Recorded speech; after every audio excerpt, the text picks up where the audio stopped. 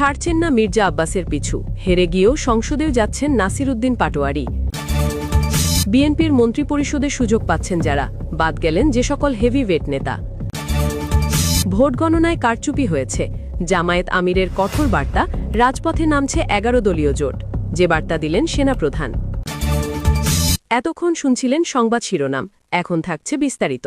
হিসাবটা মিলছে না, মাত্র ৩ থেকে ৪ হাজার ভোটের ব্যবধানে হেরে গেছেন জুলাই বিপ্লবের অগ্নিকণ্ঠ নাসিরউদ্দিন পাটোয়ারি।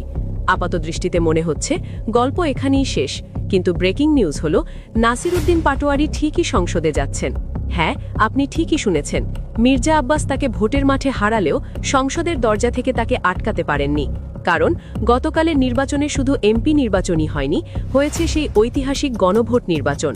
আর এই গণভোটে দেশের মানুষ হ্যাঁকে জয়যুক্ত করেছে। জুলাই সনদে এই হ্যাঁ জয়ের ফলে বাংলাদেশের সংবিধানে যুক্ত হয়েছে উচ্চকক্ষ বা আপার হাউস।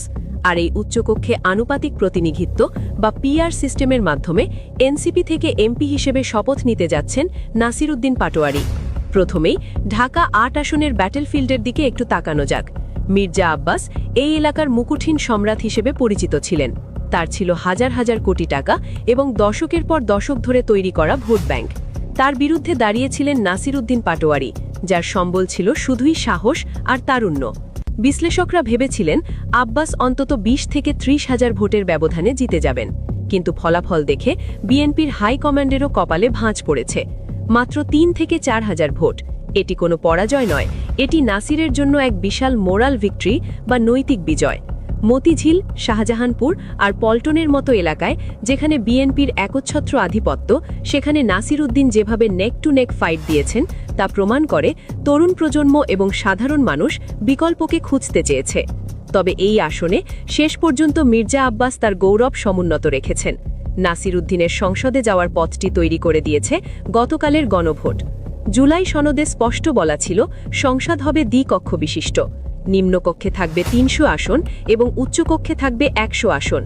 নিম্নকক্ষে সরাসরি ভোটে জিততে হয়, যা পেশিশক্তি আর টাকার খেলা, কিন্তু উচ্চকক্ষের সদস্য নির্বাচিত হয় রাজনৈতিক দলগুলোর প্রাপ্ত মোট ভোটের অনুপাতে। অর্থাৎ সারা দেশে এনসিপি যদি ৫% ভোট পেয়ে থাকে, তাহলে এই মোট ১০০ আসনের মধ্যে এনসিপির ৫ জন যাবে উচ্চকক্ষে। এই অনুপাতের ভিত্তিতে এবার এনসিপি বেশ কয়েকটি আসন পেতে যাচ্ছে, আর এনসিপির শীর্ষ নেতা এবং জুলাই বিপ্লবের আইকন হিসেবে নাসিরউদ্দিন পাটোয়ারি সেই তালিকার ১ নম্বরে আছেন। সুতরাং নিম্নকক্ষে থাকবেন মির্জা আব্বাস, কিন্তু উচ্চকক্ষে থাকতে যাচ্ছেন নাসিরউদ্দিন পাটোয়ারি। অর্থাৎ বাংলাদেশের মানুষ আবারও নাসিরউদ্দিন পাটোয়ারির বজ্রকণ্ঠ শুনতে যাচ্ছে। উচ্চকক্ষ মূলত আইন পর্যালোচনার ভূমিকা পালন করবে। নিম্নকক্ষে নির্বাচিত এমপিরা এলাকার উন্নয়ন বা স্থানীয় সমস্যা নিয়ে ব্যস্ত থাকলেও উচ্চকক্ষের সদস্যদের কাজ হবে রাষ্ট্রের নীতি নির্ধারণ বা পলিসি মেকিং। এখানেই নাসিরউদ্দিন পাটোয়ারির আসল কারিশমা দেখা যাবে। তিনি শুধু একজন এমপি হিসেবেই যাচ্ছেন না, তিনি যাচ্ছেন জুলাই বিপ্লবের মস্তিষ্ক হিসেবে। এনসিপি থেকে আনুপাতিক হারে নির্বাচিত হয়ে তিনি যখন উচ্চকক্ষে বসবেন, তখন তার কাজ হবে রাষ্ট্র সংস্কারের ব্লুপ্রিন্ট বাস্তবায়ন করা। পুলিশ সংস্কার, সংবিধানের গণতান্ত্রিকীকরণ এবং প্রশাসনিক স্বচ্ছতা, এই বিষয়গুলোতে নাসিরউদ্দিনের গভীর পড়াশোনা ও ভিশন রয়েছে। সংসদে তিনি কোনো লজিক ছাড়া কথা বলবেন না, বরং ডাটা ও তথ্যের ভিত্তিতে কথা বলবেন। তার এই ইন্টেলেকচুয়াল পলিটিক্স বা বুদ্ধিভিত্তিক রাজনীতি সংসদের মান অনেকটাই বাড়িয়ে দেবে। মির্জা আব্বাস ঢাকা ৮ আসনে বিজয়ী হয়েছেন। তিনি একজন অভিজ্ঞ পার্লামেন্টারিয়ান, ঢাকার রাজনীতি তার নখদর্পণে। অন্যদিকে নাসিরউদ্দিন পাটোয়ারি নতুন প্রজন্মের প্রতিনিধি, যার রক্তে আছে পরিবর্তনের স্পৃহা। একই এলাকার এই দুই নেতা, একজন নিম্নকক্ষে এবং একজন উচ্চকক্ষে থাকার ফলে সংসদে এক চমৎকার ফিউশন তৈরি হবে। মির্জা আব্বাস তার দীর্ঘ অভিজ্ঞতা দিয়ে এলাকার উন্নয়ন করবেন, আর নাসিরউদ্দিন পাটোয়ারি তার তারুণ্যের শক্তি দিয়ে জাতীয় ইস্যুতে কথা বলবেন। এটি গণতন্ত্রের সৌন্দর্য। নাসিরউদ্দিন পাটোয়ারির সংসদে যাওয়া প্রমাণ করে বাংলাদেশের মেধার রাজনীতির দিন শুরু হয়েছে। তিনি হেরে গিয়েও হারেননি। এই সামান্য ভোটের ব্যবধান তাকে থামিয়ে রাখতে পারেনি, বরং জুলাই সনদ তাকে শোষণ মুক্তভাবে সংসদে নিয়ে আসছে। বিএনপি সরকারের মন্ত্রিসভায় সুযোগ পাচ্ছেন কারা? মন্ত্রিসভার আকারই বা কেমন হবে? এটা নিয়েই এখন কৌতূহল বিএনপির অন্দরমহল থেকে সাধারণ মানুষের মাঝেও। ত্রয়োদশ জাতীয় সংসদ নির্বাচনে নিরঙ্কুশ সংখ্যাগরিষ্ঠতা নিয়ে সরকার গঠনের দ্বার প্রান্তে বিএনপি। দলটির বিভিন্ন সূত্র এবং অভ্যন্তরের কানাকানিতে ধীরে ধীরে স্পষ্ট হচ্ছে কাদের গাড়িতে উঠতে যাচ্ছে রাষ্ট্রীয় পতাকা। নতুন বাংলাদেশের প্রধানমন্ত্রী হচ্ছেন তারেক রহমান, এটা সবারই জানা।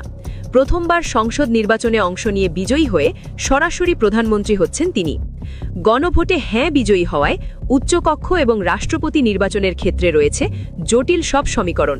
তারপরেও সহজভাবে বললে বলা যায়, রাষ্ট্রপতি, স্পিকার, উচ্চকক্ষ মিলিয়ে বেশ কয়েকটি নাম জোরালোভাবেই উচ্চারিত হচ্ছে। মির্জা ফখরুল ইসলাম আলমগীর, ডক্টর মঈন খান, খন্দকার মোশাররফ হোসেন, নজরুল ইসলাম খানের নাম বেশি উচ্চারিত হচ্ছে রাষ্ট্রপতি, স্পিকার আর উচ্চকক্ষের প্রতিনিধি হিসেবে। মন্ত্রিসভায় সুযোগ পেতে পারেন বিএনপির জনপ্রিয় বেশ কয়েকজন নেতা এবং তরুণরা।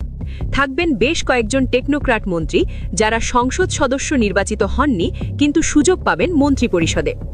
আকারের উপর নির্ভর করবে কতজন সুযোগ পাচ্ছেন মন্ত্রিপরিষদের তালিকায়।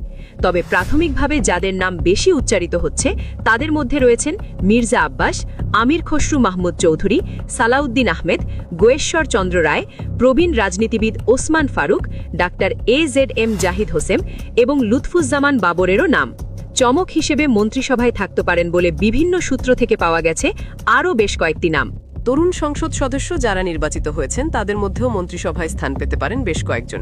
আলোচনায় আছেন শহীদ উদ্দিন চৌধুরী আনি, ইশরাক হোসেন, ববি হাজ্জাজ, বাংলাদেশ জাতীয় পার্টি থেকে নির্বাচিত আন্দালিব রহমান পার্থ, ব্যারিস্টার কায়সার কামাল। বিএনপি প্রধান তারেক রহমান যদি ইশরাক হোসেনকে মেয়র হিসেবে চিন্তা করেন তাহলে অবশ্য তাকে মন্ত্রিসভায় দেখা নাও যেতে পারে। এদিকে সংসদ সদস্য হিসেবে নির্বাচন করেননি এমন বেশ কয়েকজনের নাম শোনা যাচ্ছে টেকনোক্র্যাট মন্ত্রী হিসেবে, যাদের মধ্যে প্রথমেই রয়েছে রুহুল কবির রিজভির নাম। প্রবীণ এই রাজনীতিবিদ কখনো এমপি কিংবা মন্ত্রী হননি, তবে এবার তিনি পূর্ণ মন্ত্রীর পদমর্যাদা পেতে যাচ্ছেন বলে আলোচনা রয়েছে। তালিকায় রয়েছেন তারেক রহমানের উপদেষ্টা ডক্টর মেহেদী আমিনের নাম। যুক্তরাজ্য, যুক্তরাষ্ট্র এবং বিদেশে অবস্থানরত বেশ কয়েকজন বিশেষজ্ঞকেও দেখা যেতে পারে মন্ত্রিসভায়। বিএনপি জোট থেকে নির্বাচিত গণসংহতি আন্দোলনের জুনায়েদ সাকি আর গণ অধিকার পরিষদের নুরুল হক নূর মন্ত্রিপরিষদে সুযোগ পেতে পারেন বলে জানা গেছে। ত্রয়োদশ জাতীয় সংসদ নির্বাচনের ফলাফল ঘোষণায় অনিয়ম ও কারচুপির অভিযোগ করেছে বাংলাদেশ জামায়াতে ইসলামী।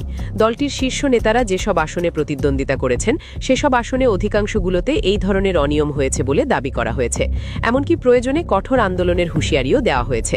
নির্বাচনী কমিশনের সামনে সাংবাদিকদের একথা বলেন দলটির সহকারী সেক্রেটারি জেনারেল অ্যাডভোকেট এহসানুল মাহবুব জুবায়ের। এ সময় সহকারী সেক্রেটারি জেনারেল বলেন, বড় ধরনের চক্রান্তের আভাস পাচ্ছি। স্পষ্ট ভাষায় বলতে চাই, আন্দোলন সংগ্রামের মধ্য দিয়ে যে জাতি ফ্যাসিবাদ মুক্ত হয়েছে সে জাতিকে চক্রান্ত করে মাথা নত করানো যাবে না।